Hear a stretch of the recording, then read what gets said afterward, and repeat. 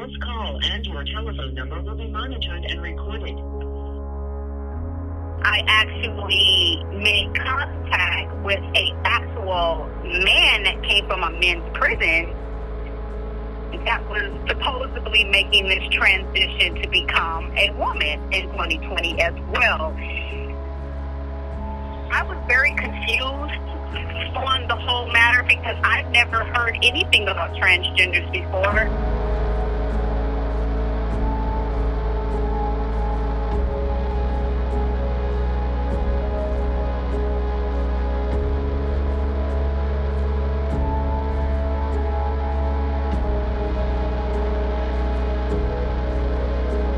I was practicing Islam at one time, and it was because I wanted to change my faith base and I wanted to utilize something in order to be more healthier in my approach to life, as we do when we partake in certain religions, Buddhism, Christianity, whatever your case is to get closer to God. So I personally felt affected by it because I said, well, I'm in the bathroom and I'm supposed to have this hijab on and practice my guso in my shower, which was as a Muslim woman, with no men around, but yet I have a 6-foot something plus person standing next to me, washing their scrotum area and making eye contact with me in the mirror. I was upset because here I am practicing a religion that speaks so highly and fluently of the preparation and the teachings that one must follow in order to be fully converted. And here I am stuck in a situation where I'm forced to pick and choose when I'm going to apply my religion and my faith to my actual physical incarceration. I was committed to my path in life, and I was passionate about my approach, as I am everything. So at a time where I was broken and found the closure and peace that I needed in my religion, it was pretty much taken from me, and I was forced to basically maneuver when I was going to apply it, when I couldn't wear the hijab, or when I was going to be using the bathroom with a man, or I couldn't go in the bathroom with a man. I never forgot that, how I felt unvalidated and invaluable in my approach to my own faith.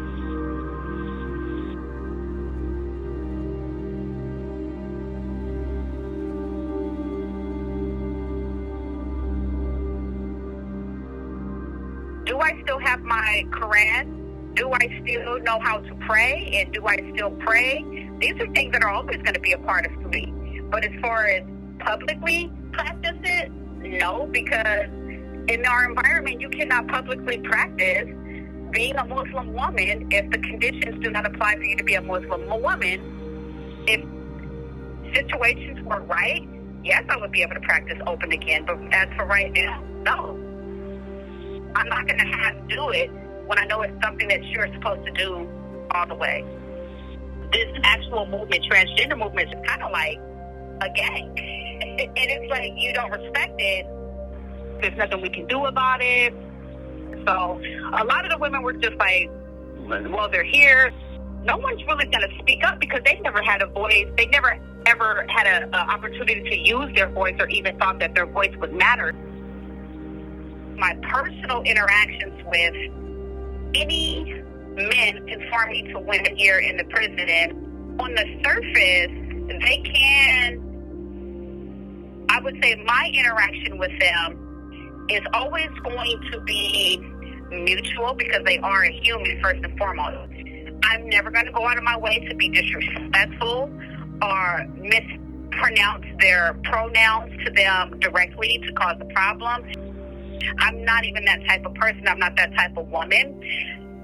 But a lot of my interactions with them, they're very standoffish to me.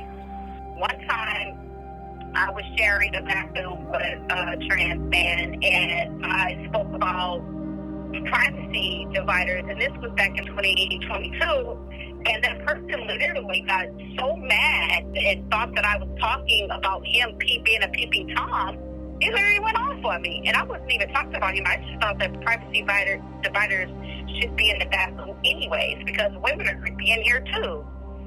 The thing that bothered me was how the men were acting upon getting in the institution, once they got their foot through the door, it was like everything else that they said to get here had gone out the window. I made contact with this man, and he looked like a man, very tall, 6 foot plus, went by a certain name that he was able to choose upon whenever the process started for him, and was supposed to be this woman all of a sudden, but continued to act like a man when staff wasn't around.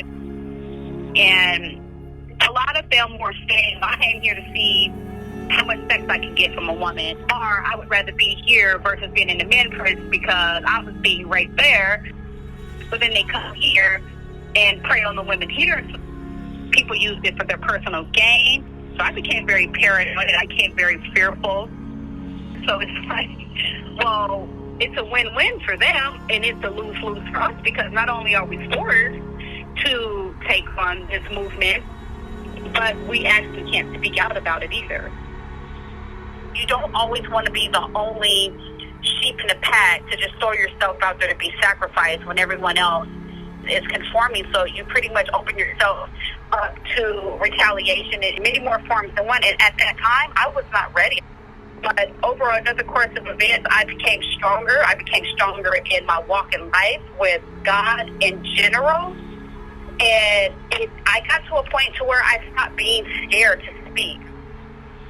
There was a lot of staff members, bless their heart, and they're in the security of their position that said, hey, this is wrong. You women need to start sticking up for yourself and start coming together and voicing that you don't want this here.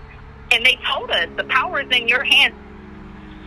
I don't really care about the backlash or anything like that, because what's going on in the institution has went on long enough.